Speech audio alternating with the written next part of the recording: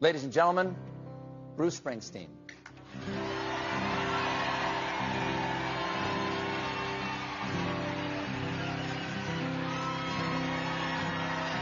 Thank you. Stephen. I'm here in support tonight for Stephen because you're the first guy in America who's lost his show because we got a president who can't take a joke.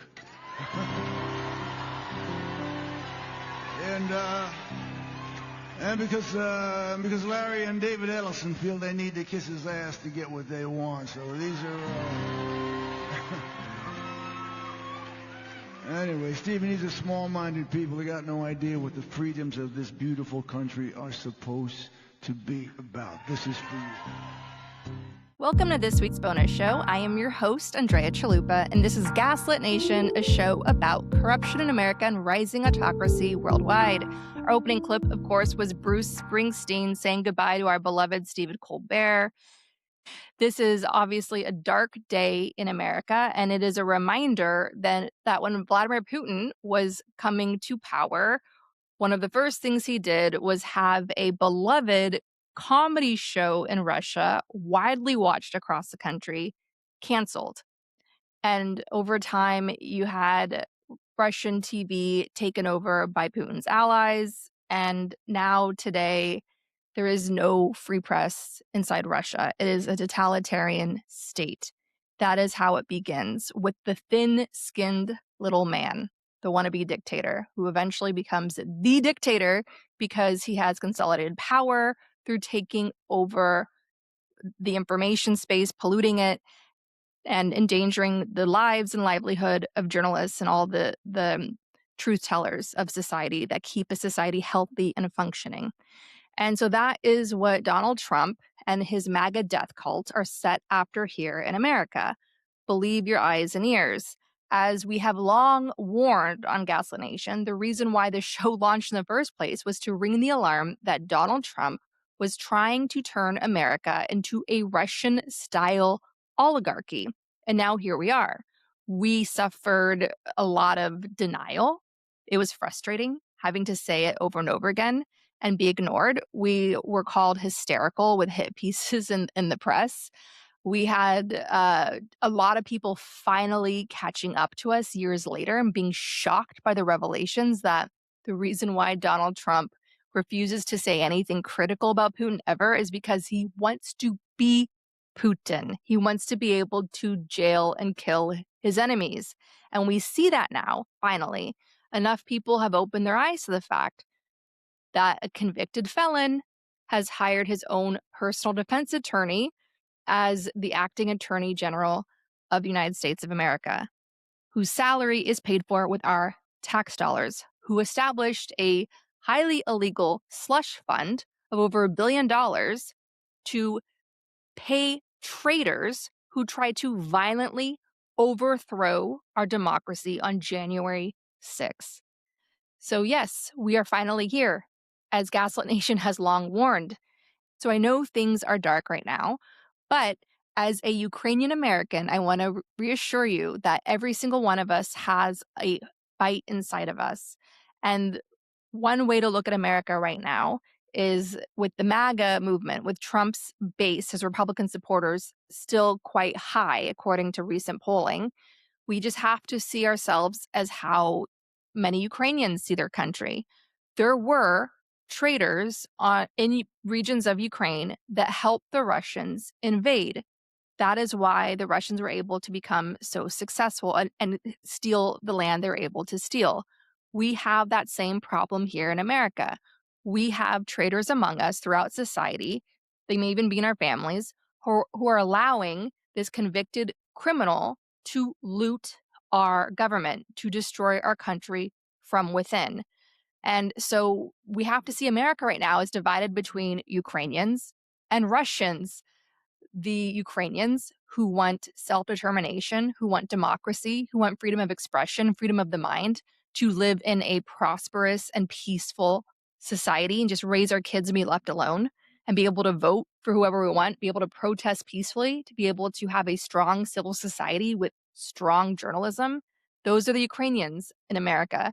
And then you have the Russians in America who are proudly brainwashed, willingly brainwashed, who have these hateful historical grievances, this chauvinism where they feel that they are entitled to be violently better than everyone else.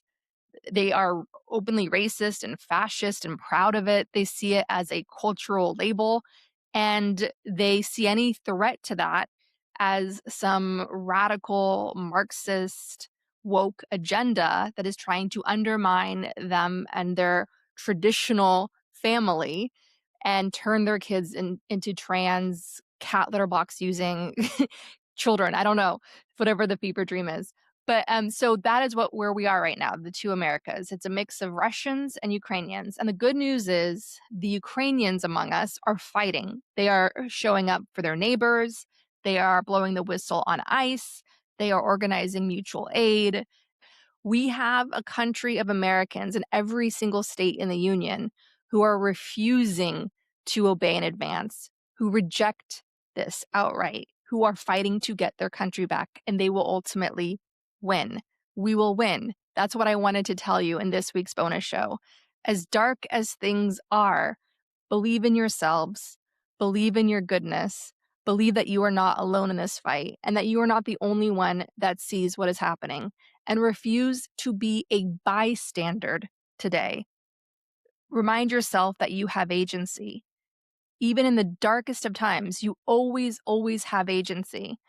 And that is why we read in the Gaslit Nation Rise and Resist book club Viktor Frankl's Man's Search for Meaning. Viktor Frankl was a pioneering psychologist who took his theory of purpose being essential to have fulfillment in life. He was forced through history, of course, to test that theory by being a Holocaust survivor.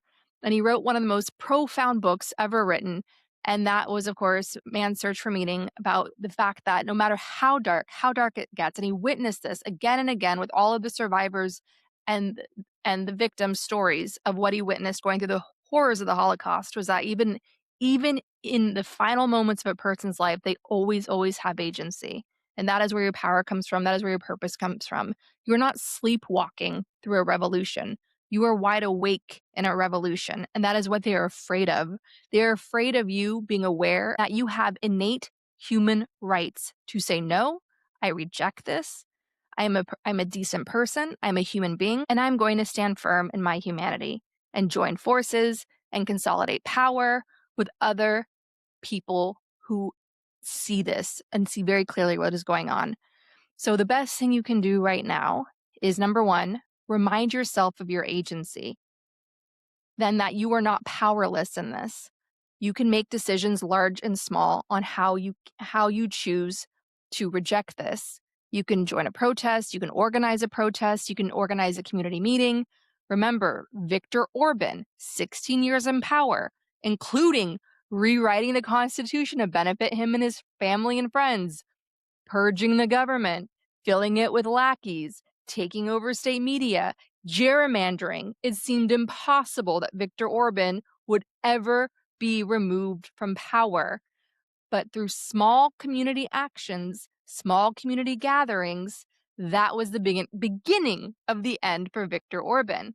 And by doing that yourselves, where you live, with your friends, hosting a movie night at home, watching a documentary that sets your souls on fire, that gets you excited and inspired to act, letter writing, going door to door, making phone calls, adopting a local state race, building power in your state, finding the Zoran Mamdani where you live and helping those people come to power, joining forces with groups like the Media and Democracy Project and holding media accountable, supporting independent journalism like Gaslit Nation, like ProPublica.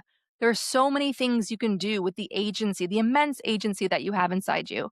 Remember, refuse to sleepwalk through a revolution. We all need to be awake now. The second thing that you all must be doing is have faith in yourselves and each other. You are absolutely not alone right now, cowering in the dark. You are joined and in solidarity with millions upon millions of Americans who see the exact same horror that you see and reject it. And on top of that, you have the whole world practically on your side. The world needs us to succeed here in America. The world needs us to rise up and fight back. They are watching us, especially our Canadian neighbors who are furious with us right now and refuse to come here. And that massive loss of tourism and Canadian money being spent at Lincoln Center and in so many big exciting event places in cities like New York City and all over, it's hurting our economy. Donald Trump is massively hurting our economy. So our Canadian friends, and they want to come back to America because that means that Trump is gone and their boycott can be over. So we have the world's eyes on us right now. They need us to succeed. They need us to step up and fight this with all that we have. And we will, because it's degrading and demeaning what they are doing to us, right? They want us. That's part of the allure of why they do it, is that it's demeaning. They get a cruel pleasure out of their cruelty. Fascists always do. That's why they are fascists. It's a sick fetish. That's why there's so many pedophiles in their movement. There's a sickness there. And so that's why we have to hold on to our human dignity. Remember, Ukraine's Euromaidan revolution was called the Revolution of Dignity. And we as Americans have to take back our dignity and stand tall and resist them with everything that we have. And we will. And we're already doing it. When ICE was murdering people in the streets of Minnesota, what were Americans doing? They're running towards danger. Who did that in their revolution? Ukrainians. So don't tell me this is over. It's far from over. Actually, it's only just begun. And that's why we're so scary. Remember, they're scared of us. That's why they have to loot our treasury. That's why they have to force their monopolies in media. That's why they have to do all these layoffs to financially weaken us. That's why they flaunt their money around to try to make us think that we're powerless when they know it's not true. They are scared of us. If they weren't scared of us, they wouldn't be building billionaire bunkers trying to hide out from us in the doomsday that they're accelerating. So remember, we have power, we have agency, we have dignity. And the best way to get back at them is to remember that and never forget it, no matter how much darker things get. And they will get darker because the midterms are coming. And yes, we're going to have midterms. They may be just for show.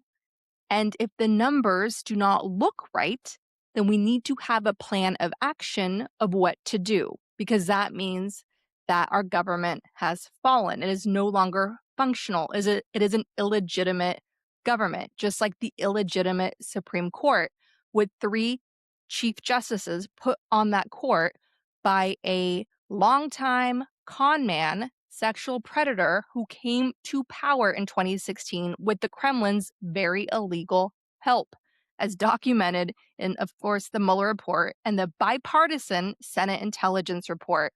So what we're having here in America isn't just a constitutional crisis, it's an illegitimacy problem. The United States government is no longer legitimate if these elections are stolen from us. If there's something very suspicious, yet again, about the elections, why are we all going through the motions of pretending that this is okay when it's not? Eventually, something has to give. And Americans will get creative and they will find that and they will build that. Where I think things are headed, and we're going to talk about this in future episodes because it's quite a heavy topic, is I could see succession referendums coming up in the rich states like California and New York. And I know that sounds very inhumane because what happens to the Americans in the red states, the Republican hostage states who get left behind? Think about it this way.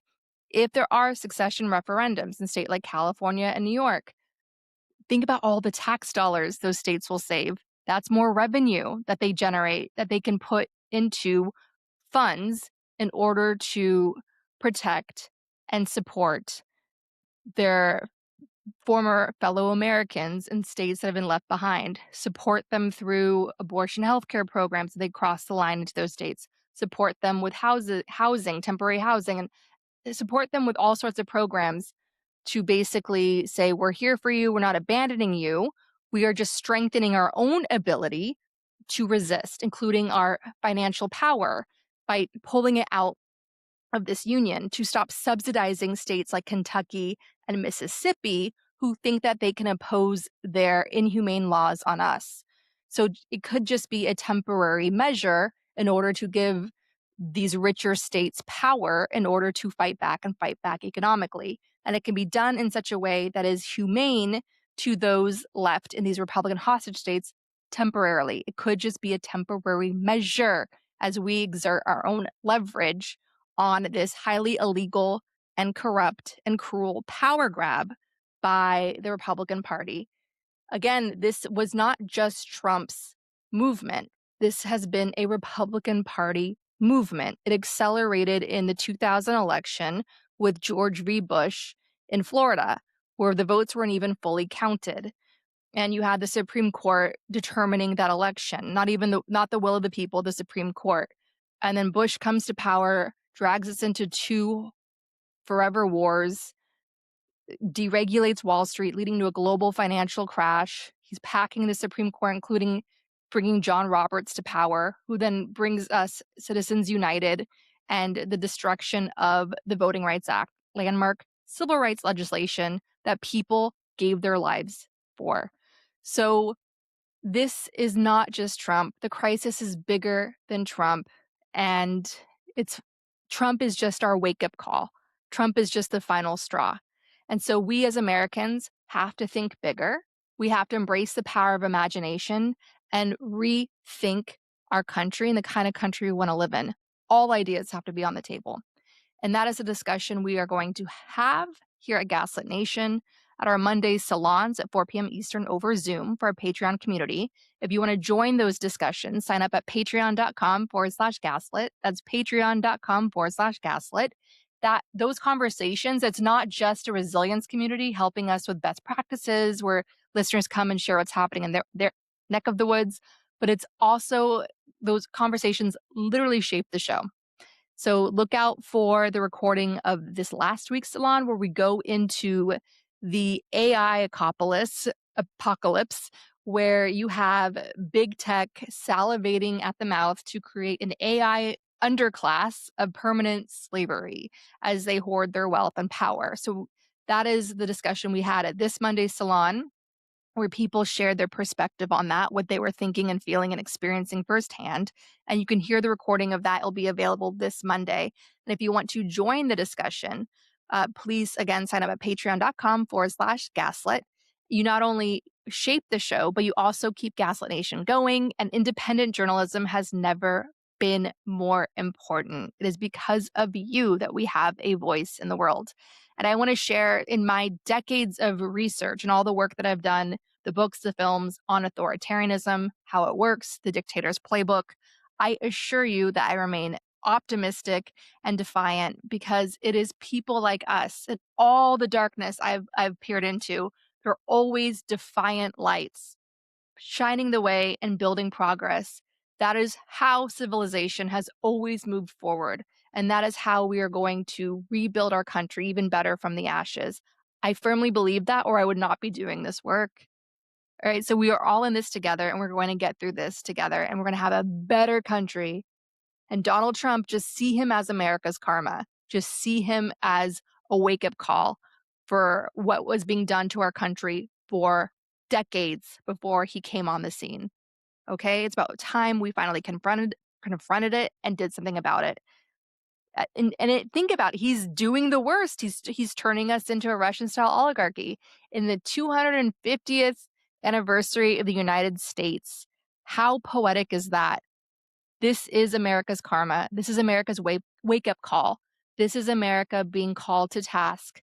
We are a generation here alive today, a generation of destiny, just like during World War II, where we all have to remind ourselves of our agency, remind ourselves we're not alone, and that we are being called now with the eyes of the world and the eyes of history on us to build better from the ashes. And that is what we'll do.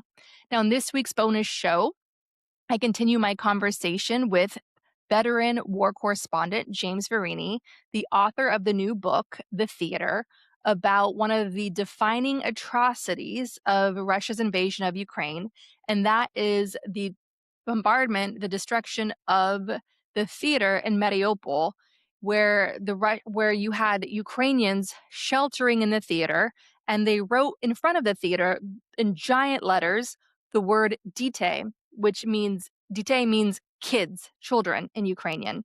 And the idea of doing that was to communicate to the Russians that there were children inside this theater. And so therefore their lives should be spared. Please don't bomb the theater. So what did the Russians do?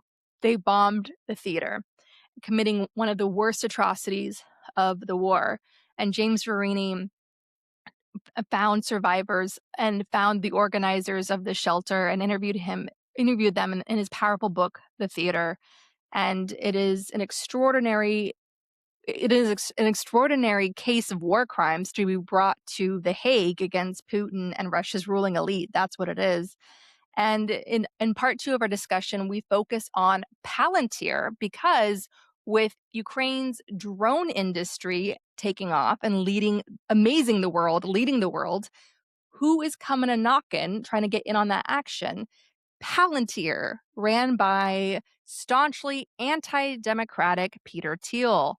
How can Ukraine, the vanguard of democracy in the world today, do business with the Darth Vader on the side of the fascists, helping lead the war of fascism versus democracy?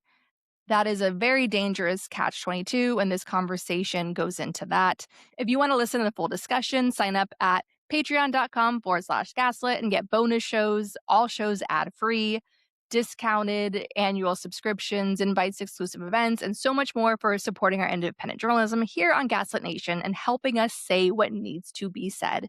Thank you to everyone who's the show. And finally, if you are wondering why I look extra festive today is Vyshyvanka Day, where Ukrainians all over the world wear these beautiful and traditional embroidered blouses to show our pride and our heritage, and that we love being Ukrainian. We love the trauma in our DNA that teaches us how to fight and teaches us to embrace the spirit of self-reliance, because that is what has kept Ukraine fighting and free after centuries of Russian imperialism.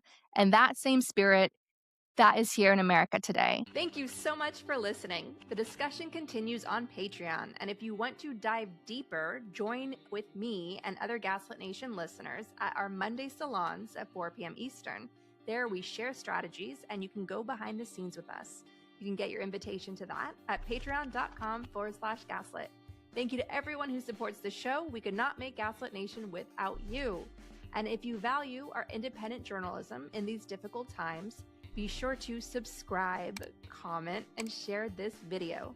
It really does help us make an impact. And I will see you in the next episode or at Monday's salon.